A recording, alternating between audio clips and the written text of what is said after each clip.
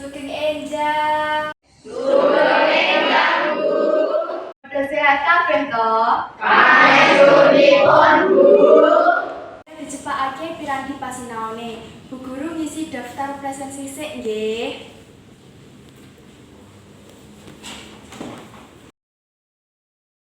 Loh malah macet. Sopo sing duwe pulpen loro? Bu Guru ngampil. Kula kagungan, Bu. Piye Asri? Kula kagungan pulpen kalih, Bu.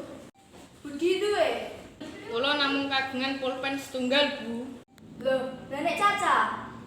Kula gadah kalih, Bu, ingkang setunggal kados gadahanipun Bu Guru. Guru dina iki seneng banget awet para siswa wis sinau migunakake unggah-ungguh basa senajan panganggone tembung gadah lan kagungan sing tegese duwe isih durung bener. Saiki coba Asri yen pamit karo ibu bapak. Bu, kula nyuwun pamit badhe tindak sekolah rumiyin. Bener apa luput? Tepat, Bu. Bu, kula nyuwun pamit badhe kesah sekolah rumiyin. Pinter. Dadi yen kula kuwi ora kena tindak nanging kesah. Aku lunga, kula kesah. Simbah tindak, adikku lunga, adik kula kesah. Budhe tindak. Mono uga tembung duwe, gadah lan kagungan. Uga beda-beda. Bacaane, amre, cetane, ayo digatekke andaran iku. Tembung duwe, gadah, lan kagungan iku nunggal teges. Mung wae yen duwe iku klebu eone tembung uko, gadah klebu tembung krama lan kagungan iku tembung krama inggit. Undha usuking basa Jawa iku kaperang dadi loro, yaiku basa ngoko lan basa krama. Basa ngoko kaperang dadi basa ngoko lugu lan basa ngoko alus. Dene basa krama uga ana basa krama lugu lan basa krama alus. Tembung duwe iku cak-cakane ing basa ngoko lugu.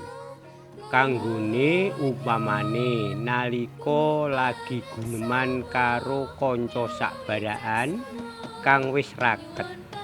Wong luwih sepuh marang kang luwih enom, guru marang murite, ibu bapak marang putrane, uga nggunem kanca sakbaraan utawa kanca kang luwih enom lan liya-liyane. Tuladhane, aku duwe truwelu sakjodo. Apa kowe duwe kanca cah kaligerang? Dul, kira-kira Dik Solikin kae duwe blangkon ora ya? kang kudu digatekake senajan lagi caturan karo kanca sakbaraan tur migunakake basa ngoko, nanging yen kang digunem utawa kang diomongake wong kang luwih sepuh lan dikurmati utawa marang wong luwih enom nanging uga dikurmati, ora kena migunakake tembung duwe nanging nganggo tembung kagungan. Sing kaya ngono iku diarani ngoko alus. Tuladhane, Mas, yen lagi kagungan mbok aku diampili 50.000 wae. Pak RT iku kagungan kunci Inggris apa ora ya, Dul? Temenan, aku ora duwe dasi. Sing tak nggo wingi iku kagungane Om Ali. cak-cakane tembung gadah iku uga ana ing basa krama lugu. Pigunane kanggo nggunem lan guneman marang kanca sakpanaran kang durung patiya akrab utawa marang kang luwih sepuh saperlu ngandhakake kahanane awake dhewe.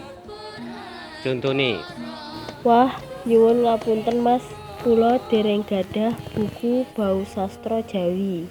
Ingkang warni cemeng menika kaos gadahanipun adhi kula. Kanca kula sekelas sedaya sampun gadah HP. Kagungan. Kagungan iku tembung krama inggil. Iku kanggo ing basa ngoko alus.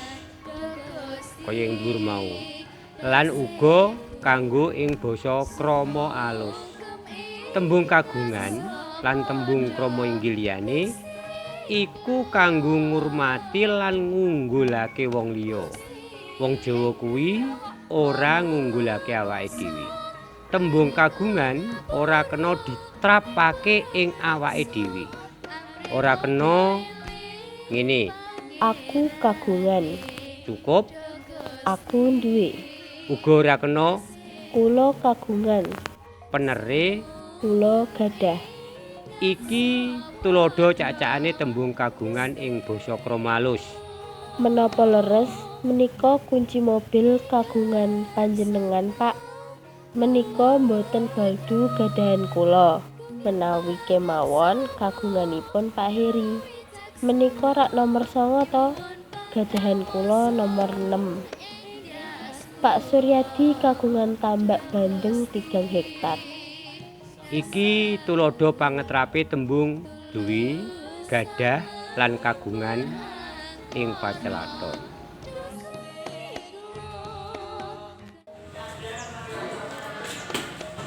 Bisa cuman gue pelanggan ya? Iya.